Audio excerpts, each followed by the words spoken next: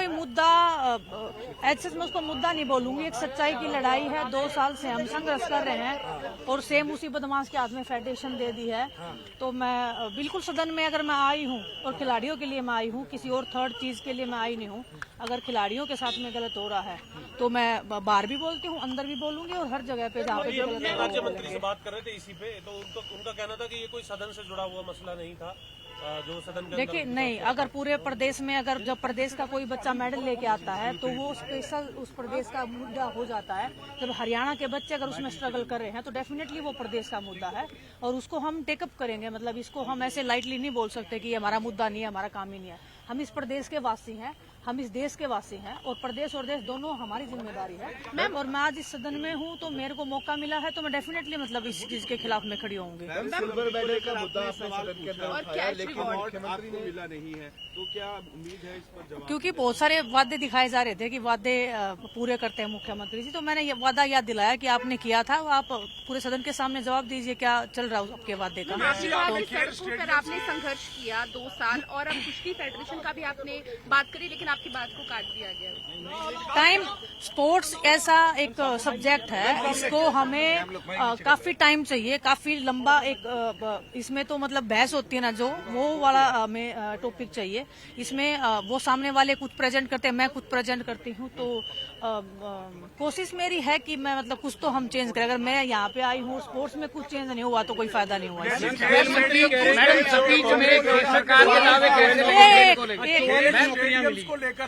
कोटे से उन्होंने 213 या 214 नौकरियों की बात, सरकारी 200 से ऊपर की नौकरियां उन्होंने खिलाड़ियों को दी है। देखिए मैं इसी बात मैं बताइए, बहुत सारे पॉइंट्स ऐसे हैं जो आप 5 मिनट में 8 मिनट में नहीं बोल पाते हो। ओलंपिक के जो गोल्ड मेडलिस्ट हैं उनको भी आप डिप्टी डायरेक्टर बोल रहे हो कि डिप्टी डायरेक्टर का पोस्ट देंगे। जो नेशनल में मेडलिस्ट है उसको भी डिप्टी डायरेक्टर दे रहे हो। तो जो रिस्पेक्ट जो खिलाड़ी डिजर्व करता है, ओलंपिक्स में 20-25 साल, मेरे को 25 साल हो गए, मेरा आज तक वो मेडल हाथ में नहीं आया है।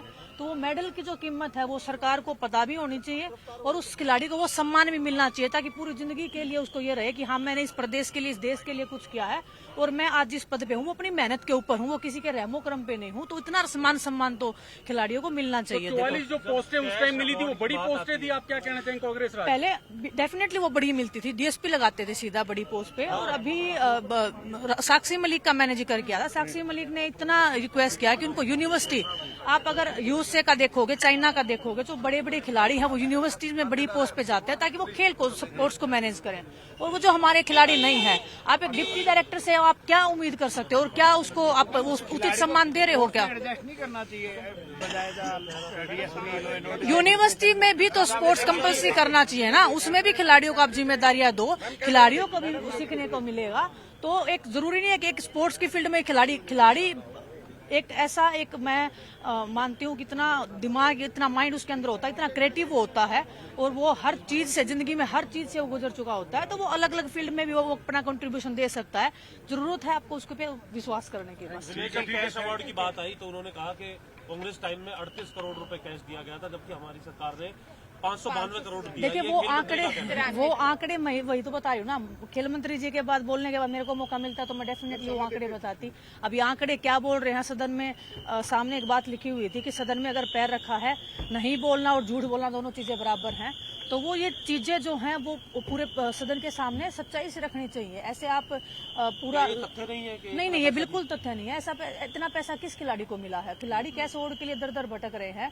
अंडर 17, अंडर 14 के जो बच्चे हैं मेरी विधानसभा में, और एक रेसलिंग की लड़की है प्रिया मलिक, उसका पैसा भी तक नहीं अटका क्योंकि उसके सामने लिखा दिया कि अंडर 17 की लड़की है, उसके लाखों में पैसे अटके हुए हैं। ऐसे बहुत सारे खिलाड़ी हैं, मतलब एक एक खिलाड़ी का उदाहरण यहाँ पे नहीं दे सकती, लेकिन लाखों खिलाड़ी हैं और क्योंकि मैं खिलाड़ी हूँ तो मैं उसको अच्छे से बता सकती हूँ। हरियाणा की खेल नीति पूरे देश के अंदर सबसे बेटर है। देखिए डेफिनेटली वो इस जो टाइम पीरियड में 20 साल में सबसे पहले ओम प्रकाश चौटाला जी ने उस खेल नीति को बनाने का काम किया था, शुक्रगुजार है, आज हमारे बीच में नहीं है वो। उसके बाद में हुडा साहब ने उस नीति को आगे बढ़ाया है। उसके बाद में अभी इनका जो बीजेपी पार्टी का जो काम था उसको बढ़ना चाहिए था। 12 में भी ओलंपिक में 5-6 मेडल आ रहे थे, आज भी 5-6 मेडल आ रहे हैं, 24 में भी इतने मेडल आए हैं। तो अगर हमने इतना कंट्रीब्यूट किया है तो ये मेडल क्यों नहीं बढ़ रहे हैं?